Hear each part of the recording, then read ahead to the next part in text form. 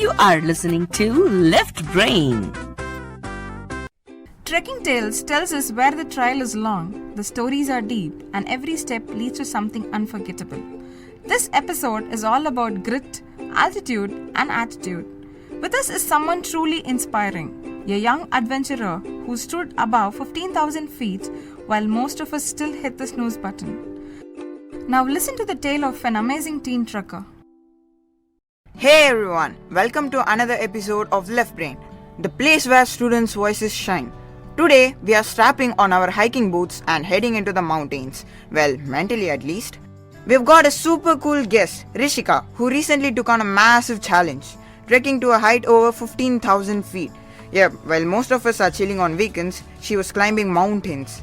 Stick around to hear her story. It's got everything from snow-capped peaks to life lessons that you won't find in textbooks. To begin with, who is Rishika in her own words? Thank you for inviting me. Hey guys, this is Rishika. Little thing about me, I'm super into art and reading. I also love to travel. And as Inian introduced, I'm here to share my experience of my recent adventure trekking the Himalayas. Let's dive right into it.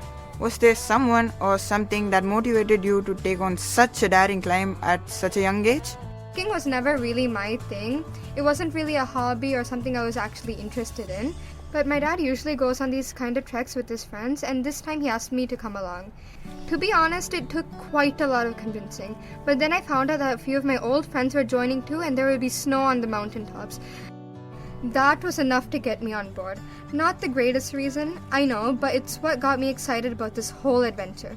We admire the honesty, but have you ever felt like quitting halfway through? Definitely yes.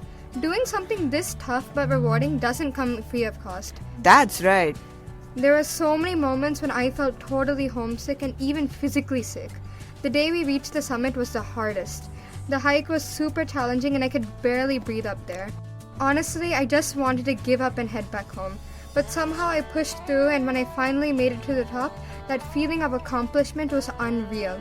It made all of the struggles worth it. Wow, that's great.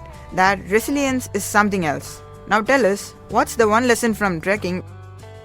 The biggest lesson? Awareness. Up in the mountains, you realize how much cleaner and more beautiful nature can be when it's untouched by pollution. The stars looked fake.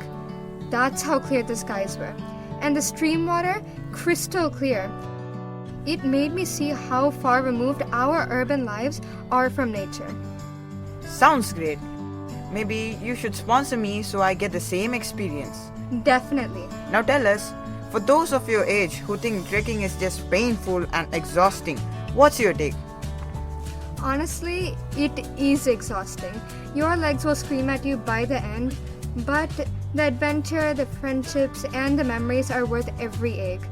In the end, all of us were struggling in our own ways. It's not about being the strongest, it's about having the willpower to finish. So, did you face any tough moments during the trek? Oh, one of the craziest challenges was crossing this freezing river. We had to walk right through it barefoot, and the water was super cold and rushing like crazy. We held each other's arms and slowly made our way across. The rocks under our feet were super slippery too, so yeah, it wasn't easy at all. Another wild part was climbing down from the summit. It was so steep that we had to use grappling hooks and these cool spiky shoes. I wore a harness and someone from above would control the rope while I walked backwards on a slope of ice, like literally walking down a 45-degree hill. I kept slipping and in the end I landed with a big thud. After that, I just slid down the smaller hills like I was sledging. That part, super fun. And if you could describe your whole journey in just one word, what would it be? I think it would be exhilarating because it was super exhausting, but it was so adventurous and I had such an amazing time. I'll never forget this experience. What was the most rewarding part about being in the mountains? Hands down, the best part was the vibe. The view, the weather, and spending time with my group. The chilly breeze, a bit of sun, and snow. We had a snowball fight, slid around in the snow, built a snowman, and we even saw snow leopard paw prints. Once we were back at camp, we played tons of games, so it never felt boring or tiring.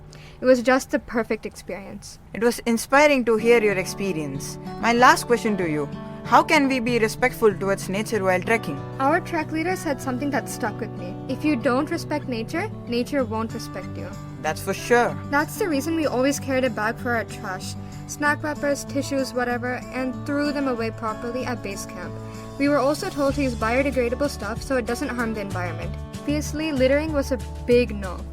And that wraps up today's trek through Rishika's incredible journey, from nearly giving up to finding strength she didn't know she had. The story proves that sometimes the best classrooms are the ones without walls, or even Wi-Fi. Big thanks to Rishika for sharing her story with us. If this episode made you want to try something bold, whether it's a trek or just stepping out of your comfort zone, then hey, mission accomplished. Until next time, keep climbing, keep learning, and keep listening to Left Brain. Bye, Rishika. Bye. You are listening to The Left Brain, a podcast by the students of SRMPS.